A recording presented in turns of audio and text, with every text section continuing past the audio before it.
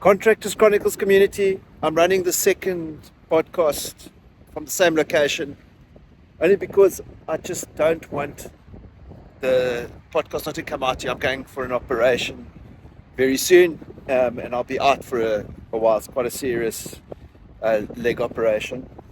So guys, something that I get feedback on quite a bit is like, Themi, how do you keep positive and how do you keep motivated?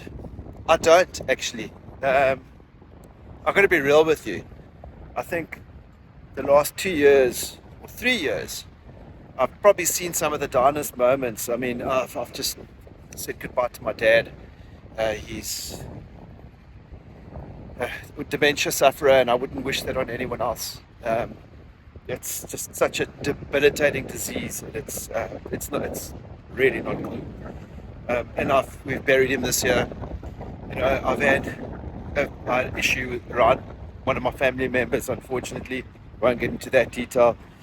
And building this business, taking the decision to take a profitable company that was just a few people in the flat roof waterproofing space, being the distributor as well for an international brand, and saying, okay guys, we're gonna let loose. We're going to take this business to the next level. Because to be honest with you, I was shit scared of growing a business where I have all these vehicles on the road and managing all these people, because someone said to me, or I read somewhere, I can't remember where, that if you want to wish a man or a business owner an early heart attack, wish him a big staff compliment. Guys, listen, you've got to see this view. I mean, this is just something unreal. My dogs have just rolled in Horseman here. I mean, how? I tell you, so frustrating. But beautiful, isn't it? I get so inspired by being here. I just share it with the rest of the world. So you can find me on YouTube, Contractors Chronicles. Just type in Themi Sturgionis and find me there too.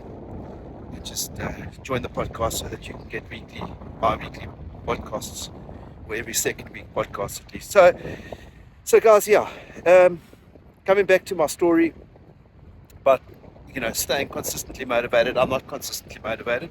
I'm down regularly, and these last couple of years I think I've been more down than most, probably because I'm also reaching a stage in my life where I'm looking back and I'm saying, the things that you were fighting for, were they worth fighting for? And looking forward and saying, should I be looking at my business, my life a little bit differently? What do I really want out of life? One thing I can say for sure is that I want to give back. I want to give back to my Contractors Chronicles community, to business owners and entrepreneurs out there that are growing their businesses. And I've coached entrepreneurs for 15 years or thereabout, and I know how damn challenging it is. It's lonely out there to grow a business, to build businesses. It's not easy, and I see a lot of entrepreneurs get stuck, and I can help them. And the way I help them is by sharing my journey, and if I have tools, of course I'll make it available for those who want to become aspiring entrepreneurs, or those who just want to build their businesses. So guys, what am I saying? Well, it's been challenging, yes, but I've had my downs and I've had my ups. And chatting to my son yesterday, we realized that sometimes you need to sit in your down. You need to appreciate your down. It's telling you something. It's making you reflect deeply about something. And sometimes you just have to feel it. Just feel the down and sit with that feeling. I mean, that was my son, who's 19 years old, bless his soul. Had a lot of challenges growing up. He's an incredible boy with a lot of wisdom. And he's young, wants to have a good time, but at the same time, he's got stuff to teach me. And yesterday he taught me something great. He said, Dad, sometimes people just need to sit where they're down. And he was telling me how he was down at school with a couple of bullies, how he's down in life with a couple of things, and how he dealt with it. And he's realized, stop beating himself up, that everyone gets down. Because you can't experience a high if you don't experience your down. So how do I keep motivated? Well, guys, this is what motivates me, is to be out there in nature. I get so inspired. I'm sure you can feel it. Got my dogs with me. They've just rolled in horse manure, uh, or horse poo. But guys, listen, it's, yeah, sometimes, okay, so that's, and also, I've realized with myself is that, having my odd drink as well, a couple of beers, going out, having a couple of whiskeys, that affects your motivation levels, guys. It affects it. I mean, I run a big business. I use the excuse sometimes I get home, I just want to have a whiskey just to cut off from the rest of the world. Not good, guys. Got to find another way. Um, so that's my challenge, is making sure that I invest more in my health, making sure that I invest more in my family. And if ever you've come across the wheel of life, you can Google it. It's quite significant. I coach a lot of my clients through that, is finding out the balance of your life in the 5 areas.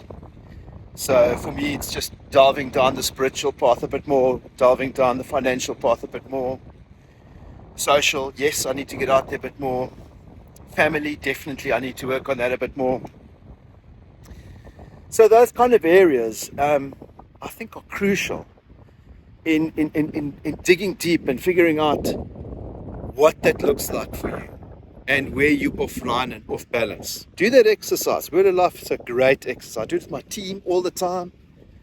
I say, guys, listen, where do you want to be? Where are you at the moment? Oh, financially down. Okay, so let's build this business so that it can financially reward someone like you. And it's a great exercise, but I won't go into that right now. The question was, how do you keep motivated?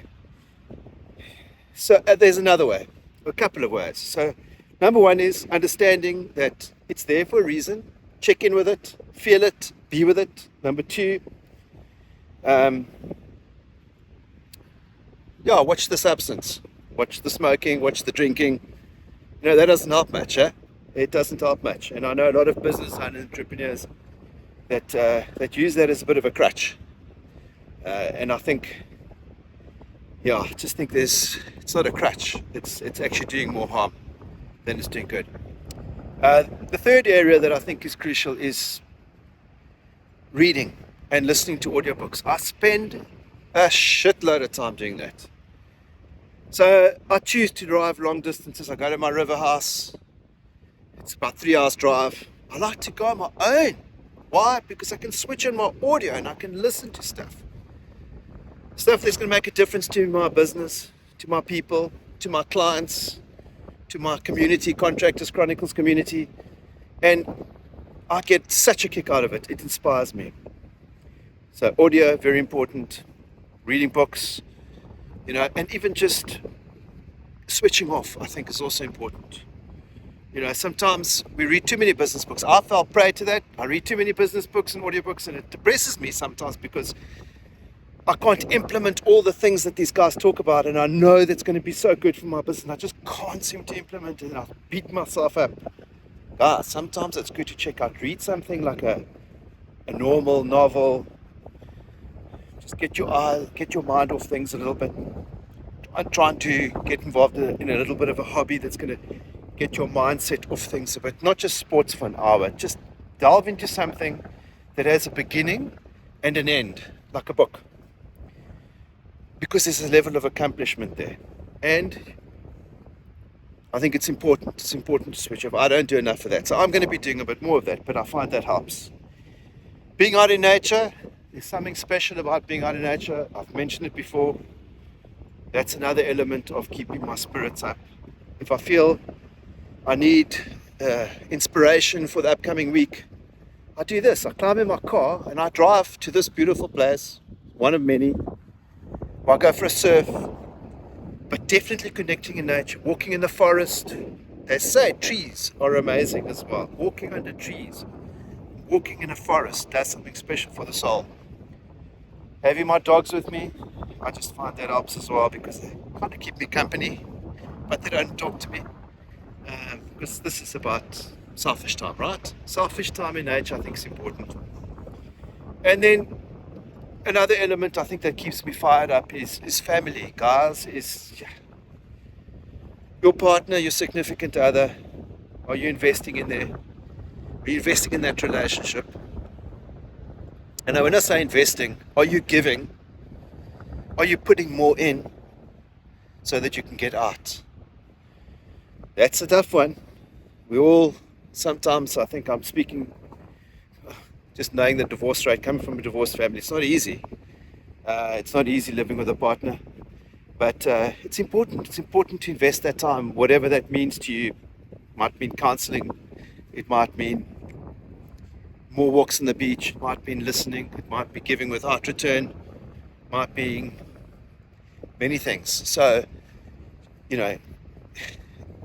definitely that's important. And then, yesterday we came off a great Easter weekend with the family as well, and we spent time just around the fire, just eating, celebrating and laughing, sharing stories, lots of stories, and just being grounded, man. It's good for the kids, it's good for the family to see and experience that grounding.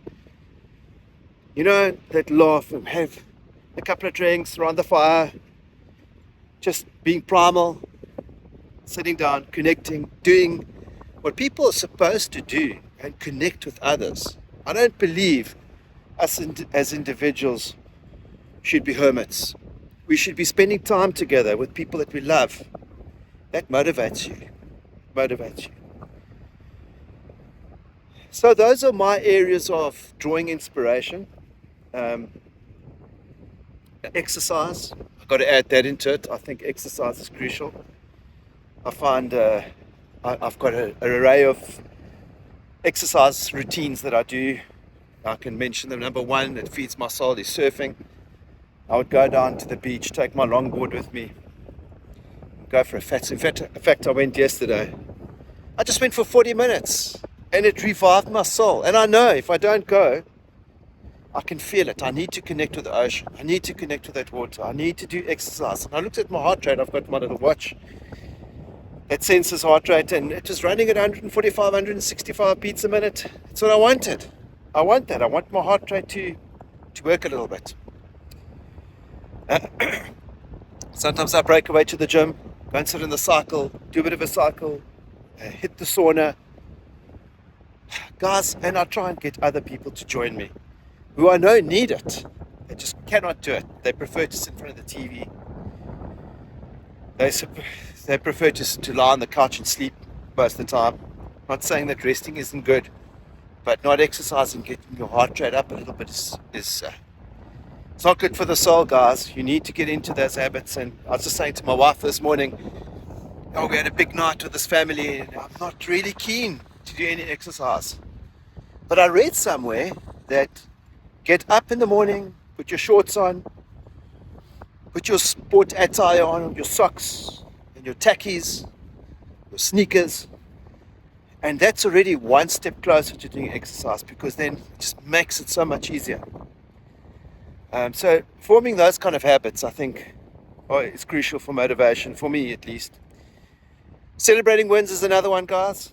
Celebrating wins is be like a heat-seeking missile, and look for wins along the way. Look for wins in your business. When I say look for wins, it might be you've hit a revenue target. What are you doing to celebrate? Are you getting the team together, meeting out for a pizza, discuss it? Are you bringing in some pizzas in-house or some muffins and saying, guys, listen, on me, well done? Are you reaching out to your hardworking installer and saying, listen, and putting your arm around them and saying, well done. What you did was significant. You've actually managed to seal this specific skylight and it was successful. The client was exceptionally happy. And I just want to acknowledge you. And do you do that in front of the team? Public praise is important, but when I say public praise, it's got to be sincere. It's got to be from the heart. It's got to be from the heart. So seek lavish and sincere praise in your business. Seek for heat-seeking. I call them heat-seeking wins. You've got to look for them. They're out there. Because when running businesses, our head can be so deep in the sand that those wins can bypass us. And if you're not creating a culture of wins, it's not good. It's not good for the team because they get demoralized. And if you're inconsistent, that's also not good because then you're doing it on an odd occasion. You've got to get consistent with your sincere and lavish praise and heat-seeking wins. So guys, that's it for this week. I'm going in for more op soon. I'm going to try and keep this up. It's not easy, but I try to keep this up. And thank you guys, and just comment below if there's anything you want me to elaborate on, if you want me to discuss something, if you want me to change the podcast in any way that will serve you better. I'm open ears. Just looking forward to connect with you guys in a big way. 2024 is a year for that. Okay guys, see you soon.